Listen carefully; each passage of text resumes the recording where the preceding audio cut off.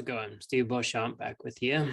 So today we're going to continue unpacking the next principle in the Dokkōdō by Miyamoto Musashi. And this one is a little bit interesting. It kind of got me a little bit when I started thinking about it. But, I think we all want to remain connected to who we are when we're in business or when we're, working at a job or whatever. We don't want to be living two lives. I mean, at least I don't think I know. Well, I know for certain that I don't. And I don't think very many other people want to as well.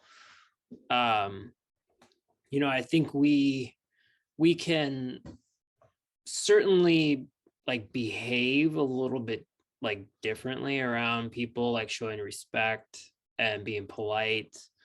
And you may, have more of a joking kind of attitude when you're with your friends. That's not what I'm talking about here. I'm talking about literally feeling like you're living two lives, right? Like you're a totally different person when you're at work than when you're not. And I think, if what you've chosen to do for work, whether that's a business that you run, or if you are working for somebody else in a job, if that pursuit that you've chosen for yourself is not first grounded in service to others, service to society, likely you're not going to feel any kind of fulfillment at all. And what I hope to kind of convey today is how seeking to serve others is really going to give you that feeling of fulfillment and satisfaction and connection to the work that you're doing. And, because as the years go on and, maybe you're doing the same type of job, maybe you're not at the same job, but the same type of work, if you keep doing it over and over, there's going to be a point that you get to where if you don't have the motivator of service, that, the work can just start feeling like, well, why the hell am I doing it? Right. And so being in service to others really can be a powerful motivator. And it can allow you to maintain focus on, what you're doing, and to not focus on just seeking pleasure of, for its own sake. And, I think when you can say that, you're likely going to feel really connected to the work. You're likely going to have that deep connection where you just, are happy to do the work, no matter, where you are, or what company you're with, or if you have your own business. Obviously that's a little different, but ideally I think that you can build more work-life harmony if you're striving to connect with your authentic self through that professional pursuit that you have. And so if you first connect to yourself, first connect to who you are, then ensuring that the work that you're doing flows from that place is going to make certain that you're connected, right? And so obviously the first step is figuring out who your authentic self is. And we're not going to talk about that today. I have a few other videos that you can go back and watch to learn a little bit more about that. And I'll, put that note in the show notes. But today we want to talk about, principle number 2, which when interpreted in English means do not seek pleasure for its own sake. And so what Musashi is really trying to, get the point across to his students, because originally the Dokkōdō was written to some of his students. It wasn't written for the purpose of just general consumption. So you have to understand that context when you're, first trying to do the interpretation of what it means for you you first have to make sure that you understand the context of why and how it was written, because it can't mean something different before you figure that piece out, right? So anyway, just a little bit of context there. So he's getting across to his students and followers that one should avoid being detained at a particular level of pleasure, right? And like trying to seek out pleasure is what gets you in trouble, particularly when you're thinking about this from the context of like your profession. Because just like 400 years ago when the Dokkōdō was written, he was writing it to a bunch of samurai, and their essentially their profession was soldier, if you will, right? And so he's telling them, effectively, don't just go and seek pleasure for its own sake, because what is going to happen is it'll distract you from what your essential purpose really is. And, during that time, samurai really needed to stay alert and be ready to fulfill the purpose that they had for what they had chosen to do.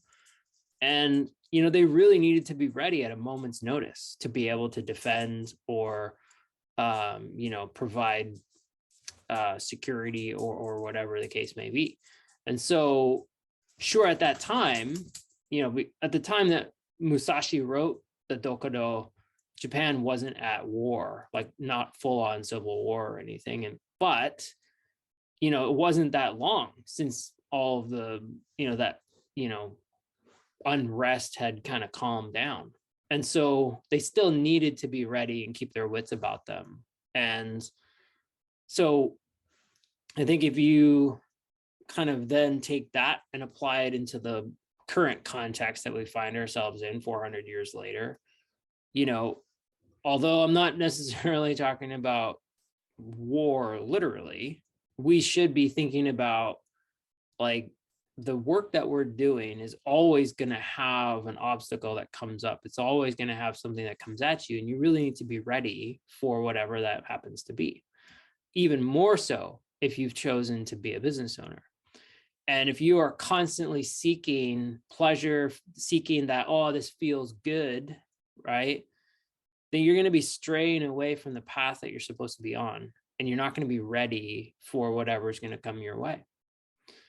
I used to be guided by what felt good and thought that's what I should be doing. Like I should follow. If it doesn't feel good, I shouldn't do it. Right. I mean, that's what I believed. And, I thought that in order to be truly happy and fulfilled, that I needed to feel good all the time. That's what would make me happy, right? Was that good feeling all the time. But what I've discovered is that you actually can be happy and fulfilled and still have moments when things don't feel really awesome, right? Because you have that hope of things getting better. And also you have that knowledge that you're on the right path, right? That things will get better. It's kind of like if you are, driving in your car down the interstate, and then all of a sudden it starts to pour rain and a thunderstorm comes upon you. Well, that a thunderstorm is not going to last forever, right? Because that would be goddamn terrible. But, it's going to pass, right? And so it's kind of like that, where it doesn't mean that you're, going to stop your trip. It just means that it causes you to slow down a little bit. It causes you to be a little bit more aware of your surroundings. And life is like that. Life has its share of ups and downs. And, I know we've all felt them. I know I have.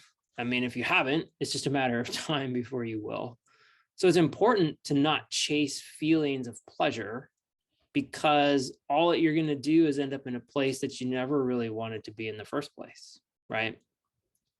And, I think we all have different definitions of what pleasure is. So not suggesting that this is like necessarily an easy thing to unpack, but, generally speaking, right, I think that we would all say that, when we think about pleasure, and we think about like those good feelings, usually they're surrounded with like money or fame or material possessions or, you know, things like that.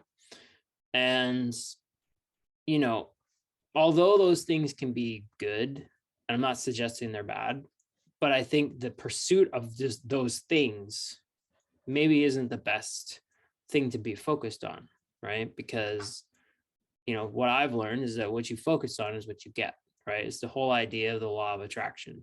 And so, you know, I've also learned that life has a lot of contradictory aspects to it, right? That seem to be inseparable from each other. For instance, like, you know, having a youthful kind of attitude in an older kind of age, right? Or having to experience death in our lives, having, you know, experienced like hatred and love at the same time for someone, right? Or feeling bitterness inside of like the pleasure that you're experiencing. And, you know, the list can go on with a bunch of contradictory things.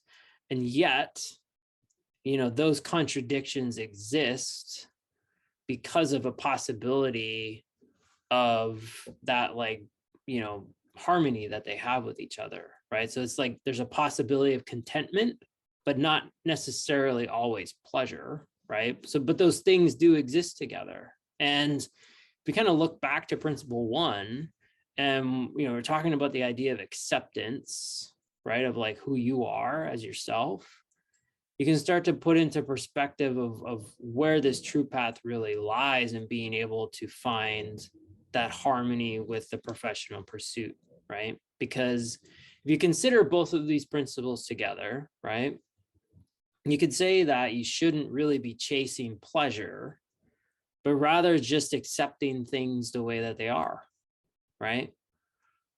I mean, it's that in a nutshell.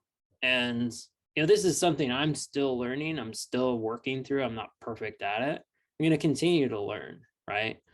But I think when you start going down that process of learning how these things can really help guide you, right? The place you find yourself in when it comes to like your professional pursuit is really going to be much more clear, and the purpose is going to emerge from there, and you're going to find a lot of joy in what that is, right? And the thing I find fascinating about like so far, we're only on principle number 2, but I'm finding it fascinating that 400 years ago, you know, people were having similar struggle and similar distractions that we have today, right? Things look different, obviously. We have, you know, a lot more electronic devices out there. And life seems to move faster than it's ever moved, which is also probably true. But at the end of the day, people are still people, and life is still life. And the struggles that people had back then are a similar struggle that we have right now. Even though it might look a little different, it's still the same, right? And, you know, time may pass, but we all have things that we need to work through. And so, you know, I guess I'll leave you with this question. You know, have you found your professional pursuit? You know, and is it something that you really find a lot of joy in, even though it may not be very pleasurable all the time? And if you don't, you know, do you want to learn how to find it? And if you do, reach out to me. I'd be happy to have a conversation. I hope that this was helpful for you, and I hope that you have a wonderful rest of your day. I look forward to seeing you on the next episode.